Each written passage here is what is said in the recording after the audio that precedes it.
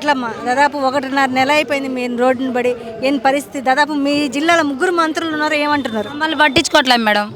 మమ్మల్ని పట్టించుకోలే, మమ్మల్ని లెక్క చేయట్లే. వాళ్ళు ఏందంటే వేరే వాళ్ళని తీసుకొచ్చి వీళ్ళే అని అర్హులు అని చెప్తున్నారు. మా వరకు రాలేకపోతున్నారు. మా వరకు వస్తేనే వచ్చే లోపే మమ్మల్ని తొక్కు పడేస్తున్నారు. వీళ్ళు రాకూడదు, కలెక్టర్ ఆఫీస్ వెనకాల వాళ్ళ కలెక్టర్ ఆఫీస్ పడ్డది కాబట్టి ఇది రేటు పలుకుతుంది, ఇది మాకే కావాలి, ఈ పేదవాళ్ళు ఉండకూడదు అన్నట్టుగానే చేస్తున్నారు. ఈ ఎటు కానికుండా చేస్తున్నారు. అంతమంది పోలీసు వాళ్ళు వచ్చారు, మాకు ఏ నోటీస్ ఇవ్వకుండా మా ఇల్లులు కూల్చడం ఏంది, కూల్చి మమ్మల్ని రోడ్లో వేయటం ఏంది? అదేదో ఇచ్చేటప్పుడు ముందే ఇచ్చి కూల్చోవచ్చు కదా. ముందే మాకు ఇచ్చేసి మీరు ఖాళీ చేయండి అంటే మేము బయట ఉండే సార్ మీరు ఏడుంటే ఇస్తారా, మేము ఆడుంటాం సార్ అని మేము చెప్తాం కదా.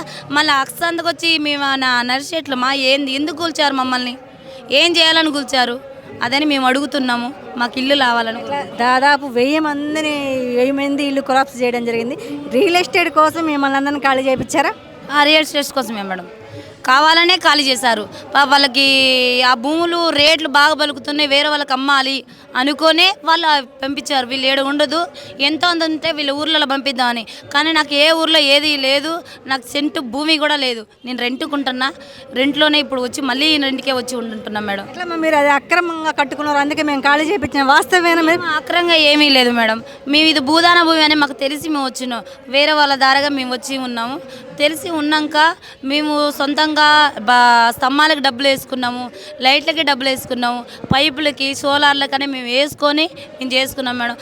తేళ్ళు పాములు కుడుతున్నా కూడా మేము కిందనే పడుకుంది, తేళ్ళు వాన వచ్చినా కూడా ఉన్నా కూడా మేము అక్కడే ఉన్నాం. తేళ్ళకి పాములకు భయపడలేదు కానీ గవర్నమెంట్కి భయపడుతున్నాం. గవర్నమెంట్కి భయపడాల్సి వస్తుంది, దానికి భయపడలేకపోయినాము కానీ వీళ్ళకి భయపడాల్సి వస్తుంది. తేలకు భయపడాలి, పాముకు భయపడాలి, వానకి భయపడాలి, చెట్టుకు కూడా గాలికి కూడా భయపడలే. కానీ మంత్రులకు భయపడాల్సి వస్తుంది. ఏ రోజు ఆ గుట్ట మీదకి వచ్చి మంత్రులు చూసిన వాళ్ళు కాదు. మేము అరువులు గారని ఎలా చెప్పగలరు? మమ్మల్ని వచ్చి మీరు చూస్తేనే కదా మీరు చెప్పగలరు. మమ్మల్ని చూడండి, మీరు ఎలాగ అరువులు గారని చెప్తారు? మా ఇంటింటికి వచ్చి మీరు ఎంక్వైరీ చేసి వీళ్ళు అరువులు గారు, వీళ్ళు వాడున్న వాళ్ళని వేరే వాళ్ళు తీసుకొచ్చి మీరు పెట్టి చూపించాల్సింది. ఆ రోజు చూపించలేకపోయారా? ఈరోజు మేము గుర్తొచ్చినామా? మేము కాదని వాళ్ళని ఎలాగ చెప్పగలరు? మాకు ఏదైనా న్యాయం చేసి మీరు అప్పుడు మాట్లాడండి.